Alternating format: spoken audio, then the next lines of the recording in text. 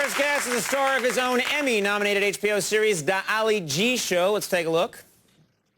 Does you think that Saddam's ever was able to make these weapons of mass destruction, or whatever, or as they is called, BLTs?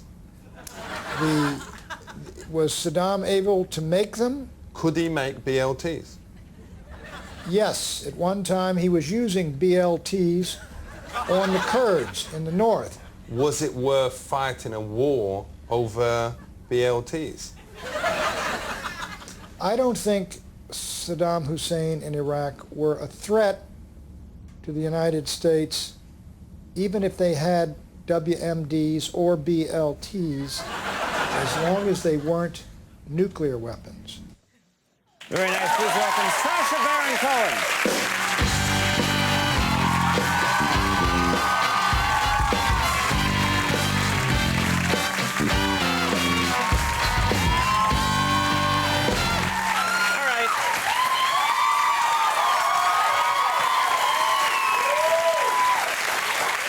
There's a lot to talk about here. First of all, so many people are huge fans of your show. The first question that I have, and there's a lot to talk about because you do so many characters, but with Ali G, you were able to sit down with these world leaders at times, very important men. You get these interviews with them. How do you get in the room with them? How does this even happen? How are you able to trick them into doing this? Well, the thing is, once we're actually in the room, I can't really go into how we set it up. Right. I've destroyed the show. Right. Which I'm not willing to do, Conan. Right. Okay. No, let's not destroy the show tonight, but another time we'll destroy it. But how do you do it? Well, once I'm in there, even before the cameras are rolling, I'm trying to convince them that I'm an idiot. Right. So they lower their defenses. Yeah, so exactly. So with Buchanan, for example, I'm with him by myself, and I just go, so where is we now? And he goes, well, we're in Washington, D.C. I go, well, is that anywhere near America?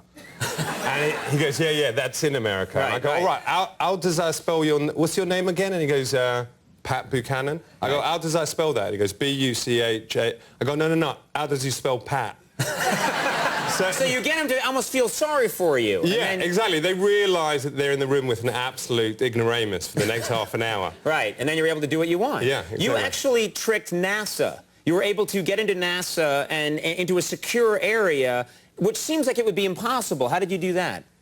Well, to actually get in the building, I pretended to be a sound guy, and I sort of was carrying in equipment and that kind of thing. But once I was in the middle of the interview, I was interviewing one of their chief scientists. Right. The PR woman came in and said, oh, that's Ali G, you're Ali G, aren't you? And I said, no, I don't know what he's talking about. And so she went off and came back with a laptop with my picture on it of Ali G. What was it from? It was from like an HBO website or something. It was the HBO website, and it had me with my goatee beard on. It had the yellow glasses, the the Tommy Gear So hat. it looked exactly like you. Yeah. She held it next to my head, and she said, are you honestly telling me that that is not you? And I looked at her and I said, I've got to be honest. That is not me. And to be honest, I was very pissed off with that guy. He was going around making a mockery of me.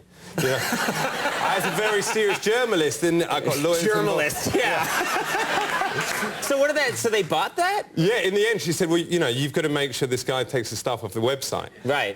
But then I feel so much better about security in our country now. Well, the White House found out about it actually, and she kind of got in trouble, and NASA got in trouble with the White House. Right. And they ended up putting me on a list now, which makes my movements a little bit... So they're keeping an eye on you. That's high praise, I would think. They know that I'm here tonight. Yeah. Well, I'm sure they're thrilled about that. Let's talk about you do a lot of characters on the show, and you did a character recently that almost got you killed. It almost started a riot and got you hurt. Is that right?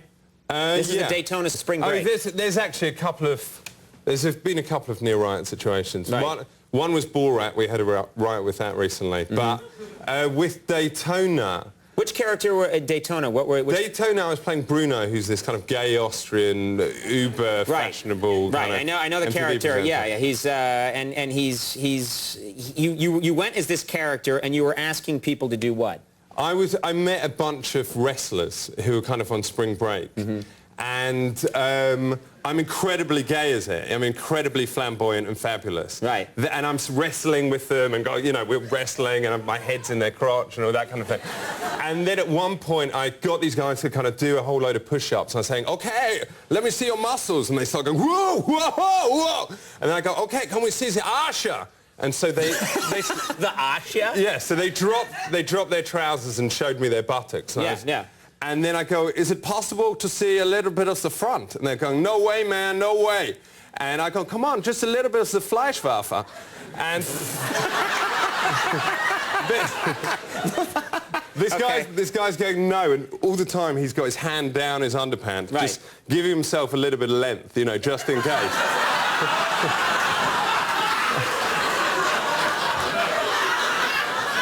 We've all used that I'm trick. gonna file that away. I didn't know. Yeah. Great technique.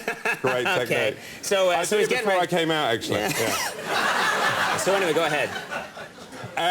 So I said, come on, let me just see a little bit of the Kugelsack. And he's going, no way, man, no way. I go, come on, I'm not going to touch your Puppenschaft, please. And eventually he pulls down his trousers and his underpants. Right. And he's there fully naked and he goes, whoa, whoa. Right. It's like, it lets out this primeval scream. Right. And I said, now tell everybody who you are. And he goes, my name's James Glatzman. Woohoo, woohoo, spring break, spring break. And I go, say hi to everybody in Austria. And he's going, everybody in Austria, woo, woo, spring break, yo. I go, say hi to everybody at Gay TV. And he just looked at me and said, Gay TV? He goes, this isn't Gay TV. And I go, yeah, what did you think it was? Of course it is. And then he punched the cameraman in the face. Oh, he punched the cameraman. Yeah. That's great. Yeah. Did he at least pull his pants up, or was he swinging away wild? Yeah. Well, yeah. Okay, there you he go. punched him with his fist. Yeah. All right, now. I didn't get a chance to talk to you about probably my favorite character you do is Borat, who is a Kazakhstani television reporter. Is That's that right? right. That's right. Who roams around, and you get into these situations and you convince people that you are Borat and that you're from Kazakhstan and that you are a reporter, and you're so good at it that you've actually angered a lot of people from Kazakhstan. Is that true? Yes, that's right. The Kazakhstani government Yeah. actually took out a full-page advertisement in the London Times. Right. Saying, firstly, that Borat is not from Kazakhstan. They thought that wasn't clear So you got a enough. whole government angry. Yeah, so, and then they basically said, you know, Borat in the show, Borat claims that ping pong, disco dance and rape are national pastimes. But ping pong, disco dance, and rape are the national pastimes. And they go, it's not true, only first two are pastimes. Other is hobby. You did a one segment where you went to a wine tasting, Yeah. and you had everyone convinced that you're really from Kazakhstan, and they're trying. And as part of it, you couldn't fake it. You really did just start gulping down wine. Well, that and was- it looked on TV like you. It looked like you really got trashed. Yeah, I was. Yeah. How much did you drink?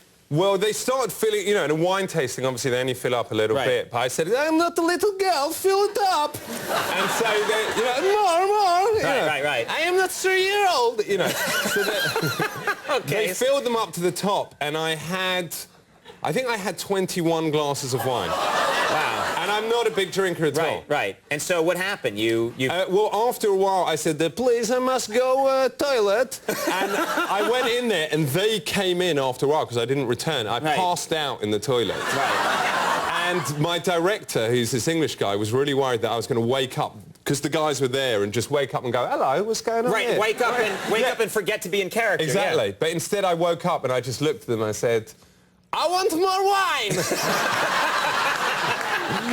You'd be a good spy. You never forget who you are. Exactly. Now, your show has caught on with so many people, and you've been embraced by the Hollywood sort of inner sanctum. The big celebrities in Hollywood have embraced you. They're fans of yours. Is that true?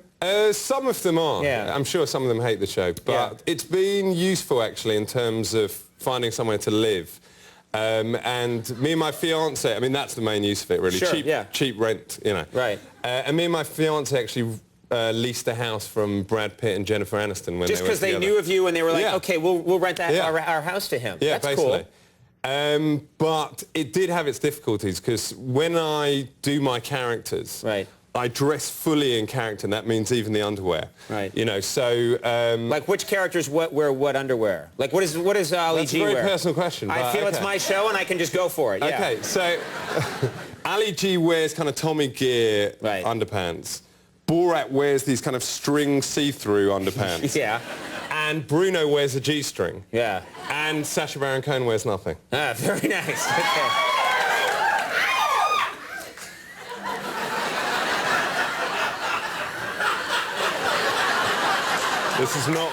This is not awkward at all.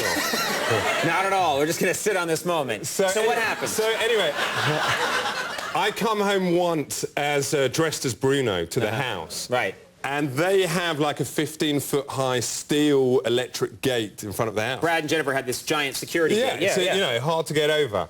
I'm wearing these white trousers that I know I have to film in the next day, and I don't want to dirty them. So I take off the white trousers, revealing me in the G-string, and start climbing up the gate. Right. And I'm sort of halfway up. I've got my leg right over.